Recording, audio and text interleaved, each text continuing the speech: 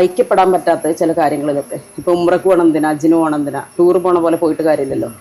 ആ സമയങ്ങളിലെങ്കിലും നമ്മളെ പ്രിയപ്പെട്ട ഒരു രക്തമത്യത്തിലുള്ളവരോട് വന്നൊന്ന് കൈപിടിച്ച് കണ്ട് ഞാനൊന്ന് പോയി വരട്ടെ, എന്തെങ്കിലുമൊക്കെ ഉണ്ടെങ്കിൽ ക്ഷമിക്കണം എന്ന് പറയാൻ പോലും മനസ്സ് കാണിക്കാത്ത ആളുകൾക്കിടയിൽ ഞാൻ എത്ര പരിശുദ്ധയാണ് ഞാൻ വിശ്വസിക്കുന്നുണ്ട്.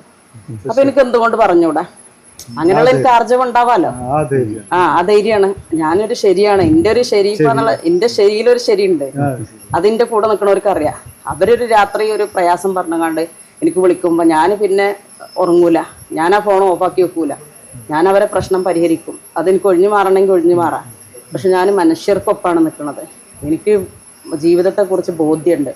അതായത് കുറേ ദിക്റും സലാത്തും നിസ്കാരം മജ്‌ലിസ് നൂറിന് പോകേണ്ട ആവശ്യമൊന്നുമില്ല. നമുക്ക് ഭക്തി എന്ന് പറഞ്ഞാൽ ചിലപ്പോൾ ഇങ്ങനെ നോക്കിയാൽ കാണൂല. ആത്മീയത എന്ന് പറഞ്ഞാൽ ചിലപ്പോൾ വേഷത്തിൽ അളക്കാൻ പറ്റൂല, നോക്കിയാലും കാണൂല, വാക്കുകളിലും ഉണ്ടാവില്ല. അത് നമ്മൾ അനുഭവിച്ചറിയേണ്ട ഒരു സംഭവമാണ്.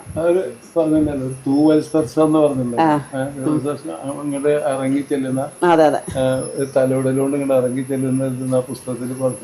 അതിപ്പോ ഇപ്പൊ എന്റെ ഫേസ്ബുക്ക് പോസ്റ്റ് കണ്ടിട്ടാണ് ഞങ്ങളെ ബി വേൾഡിലേക്ക് ഓരോരുത്തർ വിളിക്കലുള്ളത്.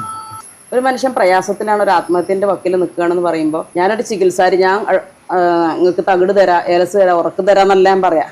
ഞാൻ അവിടെ എന്തെങ്കിലും പ്രശ്നം ഉണ്ടോ എന്നങ്ങോട്ട് പോരി, ജോലി കിട്ടുമോ ഞാൻ നോക്കാം, എന്നെ കൊണ്ട്. അതാണ് ഞാൻ പറയാറുള്ളത്. അപ്പോൾ അവിടെ എന്തായി, അവർക്ക് പുതിയൊരു ജീവിതം വരികയാണ്, ഒരു ആത്മവിശ്വാസം വരികയാണല്ലോ. അതാണ് എൻ്റെ രീതികൾ. അത് അവർക്ക് പിന്നീട് നമ്മളോട് എന്താണോ അവർ നന്ദി കാണിച്ചോ നന്ദികേട് കാണിച്ചോ ഒന്നും നമ്മളെ വിഷയമല്ല. ആ സമയത്ത് അവർക്കൊരു ഉപകാരം ചെയ്യാൻ പറ്റിയല്ലോ, അതിൻ്റെ ഒരു നിർവൃതി ഉണ്ടല്ലോ. അതൊക്കെ തന്നെ നമുക്ക് ആർജവം ഉണ്ടാവാൻ പറ്റും. നിലപാടുകളും ആർജവവും ഒക്കെ ഉണ്ടെങ്കിൽ അത് നമ്മളൊരു രക്തത്തിലുണ്ടാവുമല്ലോ, ആദ്യം മുതൽ ഉണ്ടാക്കിയെടുത്തുണ്ടാവില്ല. അതൊക്കെ കൃത്രിമത്വം ഉണ്ടാവും അതിൽ. എന്തായാലും സന്തോഷം, നിങ്ങൾ എന്നും കൂടെ വന്നിട്ടുണ്ട്, സപ്പോർട്ട് ചെയ്തിട്ടുണ്ട്. ഏകദേശം പുസ്തകത്തെ കുറിച്ചും അതുപോലെ എല്ലാരും വരുന്നുണ്ട്. ഉറുദുവിലും കന്നഡയിലും ഇംഗ്ലീഷിലും ഒക്കെ ട്രാൻസ്ലേറ്റ് ചെയ്യുന്നുണ്ട്.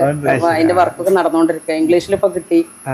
അപ്പൊ അവിടെ ഉള്ളവർക്കും കുറച്ച് കാര്യങ്ങൾ പറഞ്ഞു കൊടുക്കാണ്ട് പാവങ്ങൾക്ക് കുറെ ഒന്നിനെ കുറിച്ചും അറിയില്ല. പിന്നെ അറിയണ ഇവിടെ ഉള്ളവരിങ്ങനെ ചെയ്യുമ്പോ അറിയാത്തവരെ പറഞ്ഞിട്ട് കാര്യമില്ല. അപ്പൊ ഏതായാലും ഈ പുസ്തകത്തെ കുറിച്ച് കൂടുതൽ അറിഞ്ഞു, ഈ എഴുത്തുകാരിയെ കുറിച്ചും കൂടുതൽ അറിഞ്ഞു, നിലപാടുകളെ കുറിച്ചും വളരെ കൃത്യമായിട്ടുള്ള ബോധ്യമുണ്ടായി. ഇത് പ്രേക്ഷകർക്കും കൃത്യമായിട്ട് അതിൻ്റെ ഒരു പിന്നെ പ്രേക്ഷകരിലും അതിൻ്റെ ഒരു അനുരണനം ഉണ്ടാവും എന്ന് തന്നെ നമ്മൾ വിചാരിക്കുന്നു. ഏതായാലും ഇത്രയും സമയം ചെലവഴിച്ചതിന് നന്ദി. അല്ല, ഞാനെപ്പോഴും വിശ്വസിക്കണം എൻ്റെ ഭാഷ മനസ്സിലാവണ ഒരു പുസ്തകം വാങ്ങുമ്പോൾ വായിക്കും എന്നുള്ളത്. അങ്ങനെ എന്നിലേക്ക് ഒരുപാട് സൗഹൃദങ്ങൾ എത്തിയിട്ടുണ്ട്.